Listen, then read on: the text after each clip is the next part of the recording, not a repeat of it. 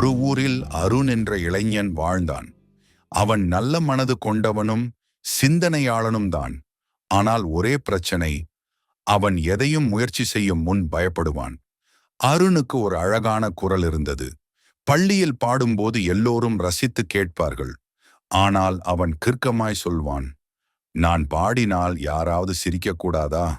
அதைவிட அமைதியாக இருப்பதே நலம். ஒரு பெரிய பண்டிகைக்காக கிராமத்தில் பாட்டு போட்டி அறிவிக்கப்பட்டது. பாட்டுக்காக தேர்ந்தெடுக்கப்பட்டவர்கள் ஒவ்வொருவரும் தேர்வாக வந்தார்கள்.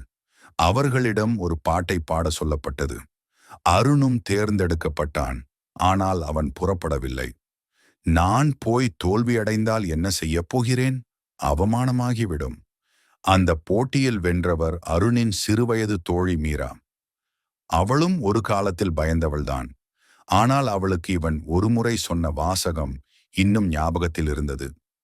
தேவன் உனக்கு கொடுத்த குரலை உபயோகிக்க மாட்டாயா? அது உன் பிழை இல்லையா? இது தேவன் தந்த பரிசு. அதே வார்த்தைகளை மீரா அருணிடம் நினைவூட்டினாள். காலம் கடந்தது. மீரா ஒரு 10,000 பேர் முன்னால் இசை நிகழ்ச்சியில் பாடுகிற அளவுக்கு உயர்ந்து விட்டாள். ஒரு நாள் நிகழ்ச்சிக்கு வந்த அருணை மேடைக்கு அழைத்து, அருணே, உன் வார்த்தை எனக்கு ஊக்கம் தந்தது. இன்று என் வெற்றி உன்னால்தான். அருண் அசைவற்று நின்றான். கண்கள் கலங்கியது. அன்றைய இரவில் அவன் தனக்குள் ஒரு உண்மை உணர்ந்தான். நான் பயந்து புதைத்த ஒவ்வொரு பரிசும் நான் கொடுக்க முடியாத ஒளியாக மாறிவிட்டது. ஆனால் இன்னும் காலம் உள்ளது. அடுத்த வாரம் அருண் ஆலய திருவிழாவில் பாடினார்.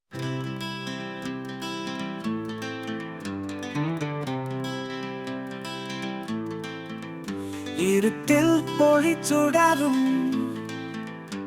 நம் உள்ளம் தான் தேடும் தேவன் தந்த வரங்கள் பயத்தில் புதைக்காதே.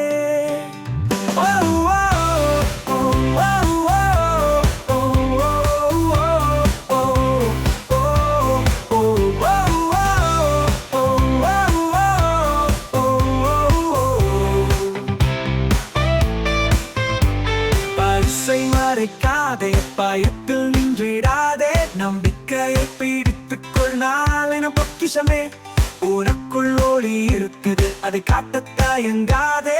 ஒருவரும் சொன்னாலும் நீ தயங்கி சென்றிடாதே. மக்கள் ஆனந்தமாக கேட்டார்கள். அவன் அதை உணர்ந்தான். இப்போதுதான் வாழ்வை வாழ ஆரம்பித்தேன். குரல் உனக்குள் இசை மறைந்திருக்கும், அதை நீ பாட மறந்தால் யாருக்கு செருக்கிருக்கும்? அவன் கொடுத்த அந்த வரம் ஒவ்வொரு மனம்தோறும் ஒருவரும் சொன்னாலும் நீ தயங்கி சென்றிடாதே. தாய் ஒளிரட்டும். தேவன் எனக்கு கொடுத்ததை உபயோகிக்காதிருந்தால் அது வீணாகி இருக்கும். வாழ்க்கையில் தேவன் நமக்கு தரும் பரிசுகளை பயத்தில் புதைத்து வைத்துவிடக்கூடாது. அவை நம் மூலம் மற்றவர்களை ஆசீர்வதிக்க வேண்டும்.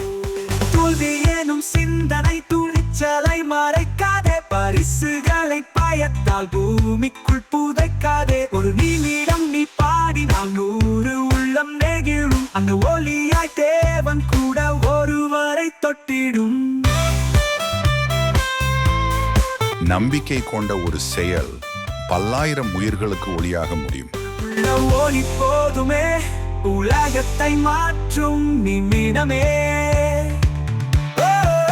தேவன் தந்த பரிசினை பயந்து மறக்க வேண்டாம். வாழ்க்கையில் நமக்கு கொடுக்கப்படும் பரிசுகள், வாய்ப்புகள், திறமைகள் சிறியதாக தோன்றலாம். ஆனால் நாம் அதை பயம் காரணமாக புதைத்துவிட்டால் அது நாசமாவது மட்டுமே நடக்கும்.